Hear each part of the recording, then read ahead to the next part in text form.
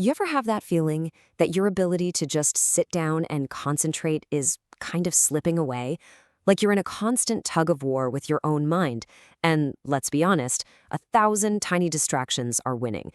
Well, you are not alone.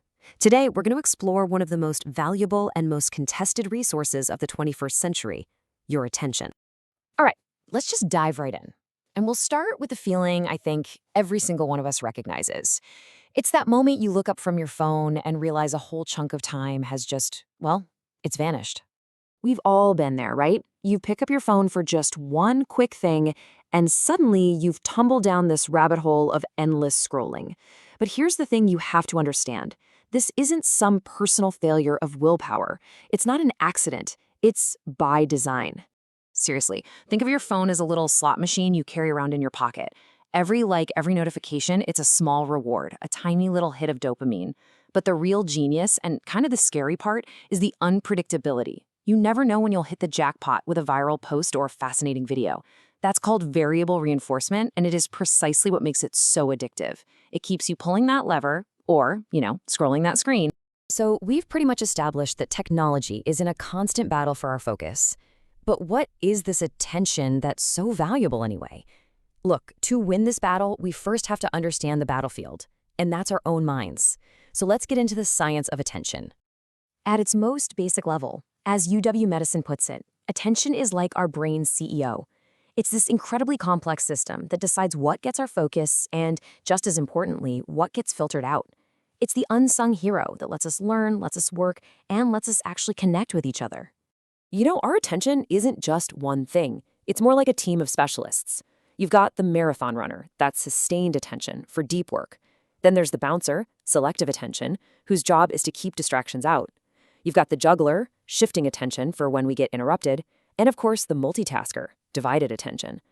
The really crucial thing to remember here is that they all draw their energy from the same, very finite source.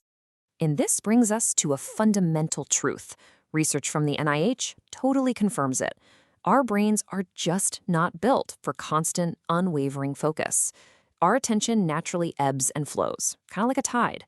So that pressure we all feel to be on 24/7, it's not just unrealistic, it's literally fighting against our own biology. And look, this isn't just about being productive at work. It can actually be a matter of life and death. The National Transportation Safety Board found that lapses in our sustained attention, our vigilance, contributed to roughly 20% of aviation incidents. That is a pretty sobering reminder of the very real, high-stakes consequences of pushing our cognitive limits too far. But here is where our story takes a really fascinating turn. While we humans are over here struggling with our limited attention spans, scientists and engineers were busy teaching machines how to do it. The very concept of attention is no longer exclusively human. It's a huge contrast. On one side, you have our human attention. It's fragile, it's biological, it gets tired, it gets overwhelmed. And on the other side, you've got machine attention, a tireless mathematical powerhouse that can process just unbelievable amounts of information all at once. It's not just a difference in scale, it is a fundamental difference in kind. So, how does an AI even pay attention? Okay, imagine you're reading a sentence and you come across a word you don't recognize. You'd probably scan the rest of the sentence for clues to its meaning, right? Well, that's pretty much what an AI does. It asks a query about a piece of data. It searches for keys, which are just context clues, in all the other data, and then it generates a value, or its understanding, based on the most relevant info it found. This is the magic behind how AI like ChatGPT can actually grasp the nuances of human language. Okay, so let's zoom out a bit and put these two big pieces together. On one hand, we've got our own limited, easily distractible human attention. On the other, we have these incredibly powerful machine attention systems. And the collision of these two realities, it's created a whole new economic landscape. This right here is the central rule of the modern internet. When a digital service is free, you're not the customer. You are the product that's being sold to advertisers. And to be even more specific, the commodity being bought and sold is your focus, your time, and your engagement. And it's just this relentless cycle. Platforms are designed from the ground up to hook you in. Every scroll, every like, every second you pause on a video, that's a data point. This data then feeds the algorithm, making it smarter, more personalized, and even better at capturing your attention the next time you log on. It's a feedback loop that's constantly getting better at keeping you glued to the screen. Let's just be crystal clear. This is not an accident. As a 2019 study confirms, keeping you on the platform for as long as humanly possible is the main objective. Why? Because more time equals more data, and more data equals more ad revenue. In the digital economy, your attention is the ultimate prize. Now, I know this all might sound a little bit daunting, but the goal here isn't to make you despair. It's to help you understand. Because once we get a handle on the forces at play, we can actually start to push back and reclaim control over our own focus. So, what can we actually do about it? The path to getting your focus back isn't about finding some magic bullet. It's about working with your biology, not against it. So instead of multitasking, try monotasking.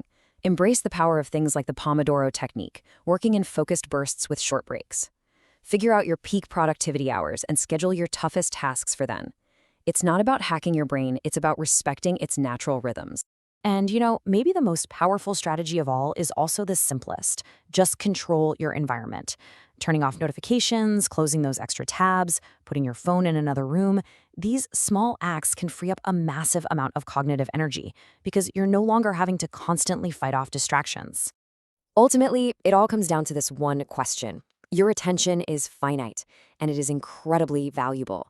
In a world of infinite information and endless feeds, being deliberate about where you place your focus is maybe the most essential skill for modern life.